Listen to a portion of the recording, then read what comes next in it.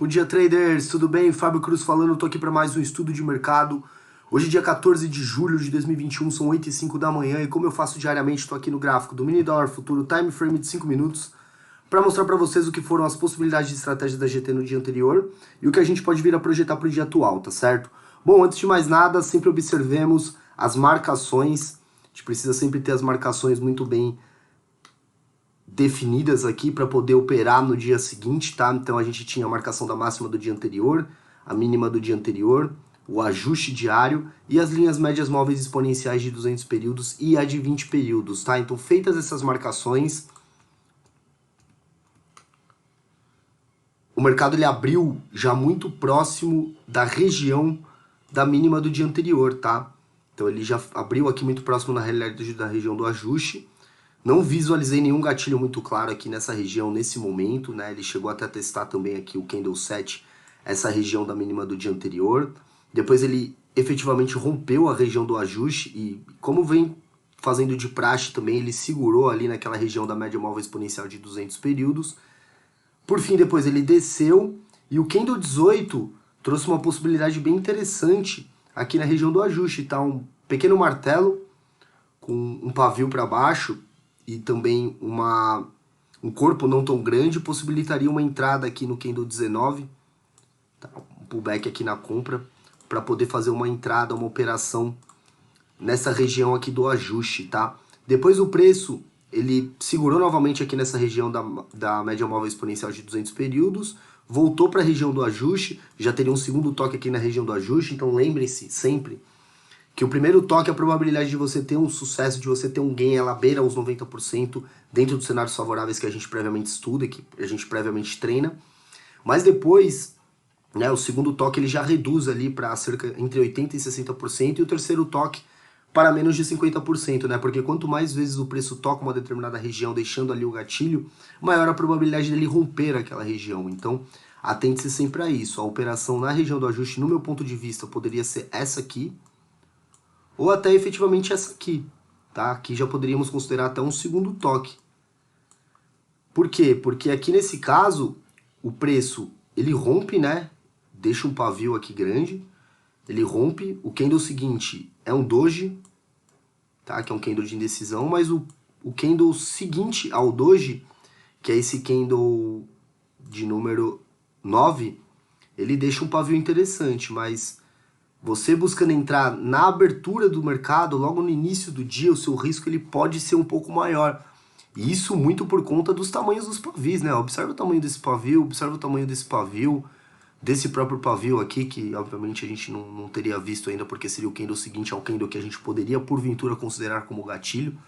Mas no início do dia, e principalmente quando o preço ele já abre nessa região do ajuste, eu tenho um pouco de receio de fazer esse tipo de operação, tá? Poderia ser feita? Sim, porque você poderia esperar o rompimento aqui dessa região de ajuste e o retorno, né? Que foi o que de fato aconteceu aqui no candle 9, tá? Mas se você efetivamente fosse buscar uma entrada na abertura do candle, se ele fez esse movimento aqui primeiro, antes de descer, você teria um gain. Mas se ele fez o movimento de descida primeiro, para depois a subida, você conseguiria ter o gain só se você efetivamente entrasse no rompimento, talvez aqui dessa máxima desse candle gatilho, tá?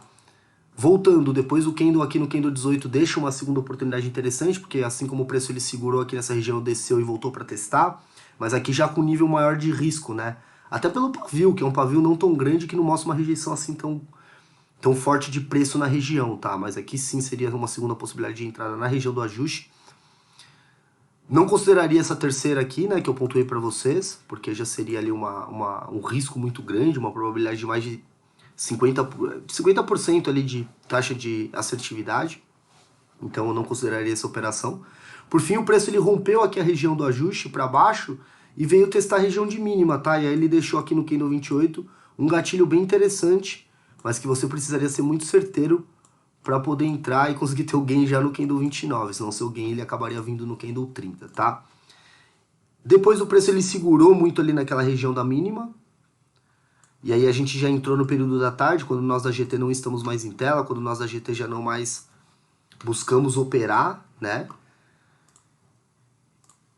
porque o volume de negociações ele reduz muito, e aí o preço ele ficou trabalhando aqui, até que efetivamente ali por volta das 2h30 ele rompeu e voltou para a região do ajuste. Então perceba como o preço ele busca sempre trabalhar em regiões importantes, né? Como ele busca por muitas vezes levar, os players buscam levar a movimentação do preço até a região do ajuste, né? E aí quando o ajuste mudou de posição às 4 da tarde, a gente teve aquele comportamento de ter o preço muito paralelo àquela região, tá? Então vamos trabalhar aqui com as novas marcações. Perceba que o preço ele trabalhou muito distante, né, da região da máxima do dia anterior. Ele abriu ali com um gap muito grande de baixa. Isso não nos possibilitou entrada na máxima, mas nos possibilitou essas entradas aqui que eu compartilhei com vocês, tanto do ajuste, né, 2 possibilidades, quanto da mínima, tá? Que também teve uma possibilidade interessante. E perceba o quão importante é você fazer só aquilo que você previamente treinou, né? Você não precisa operar todos os dias, você não precisa ficar se colocando em exposição de forma demasiada.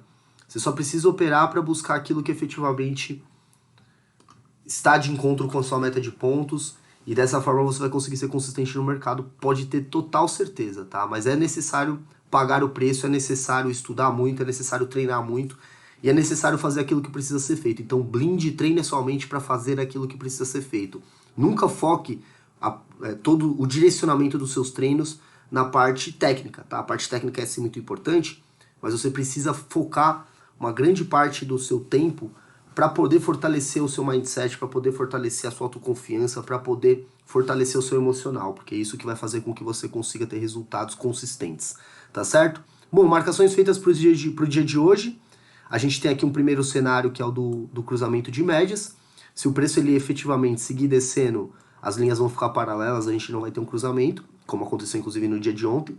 Se o preço começar a formar topos e fundos ascendentes, né, um topo mais alto do que o topo anterior, um fundo mais alto do que um fundo anterior, a gente pode vir a ter um cruzamento de médias. E essa posição aqui, quando as linhas não estão tão distantes uma da outra, é uma posição que eu costumo recomendar, né, uma entrada nessa estratégia de cruzamento de médias, tá? Porque eu prefiro particularmente observar a formação da estrutura, e depois que o mercado cruza, eu espero o preço ele voltar ali naquela região que efetivamente ele rompeu, para eu poder posicionar o meu stop abaixo disso, né, abaixo dessa linha, conseguir ter uma segurança maior na operação.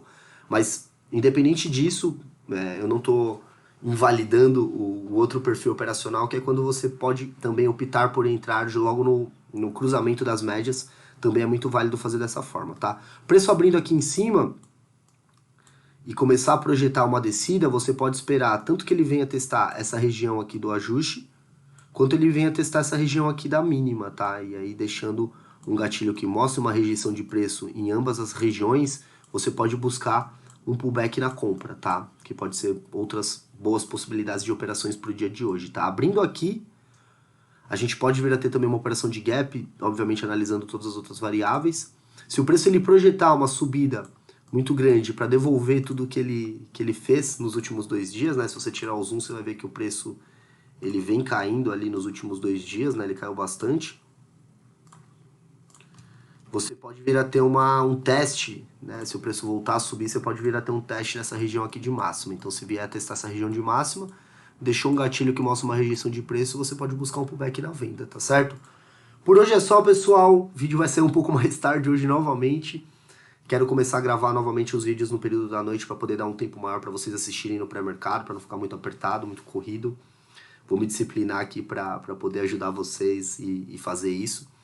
No mais, amanhã vamos abrir ali as nossas vagas para a nossa 10ª turma de mentoria. Dúvidas sobre a mentoria, dúvidas sobre análise, dúvidas sobre qualquer uma das nossas estratégias, me chama no direct, @FabioCruzGT, que eu vou ter o prazer de esclarecer para vocês, tá certo? Por hoje é só, um grande abraço a todos, bons negócios e até a próxima.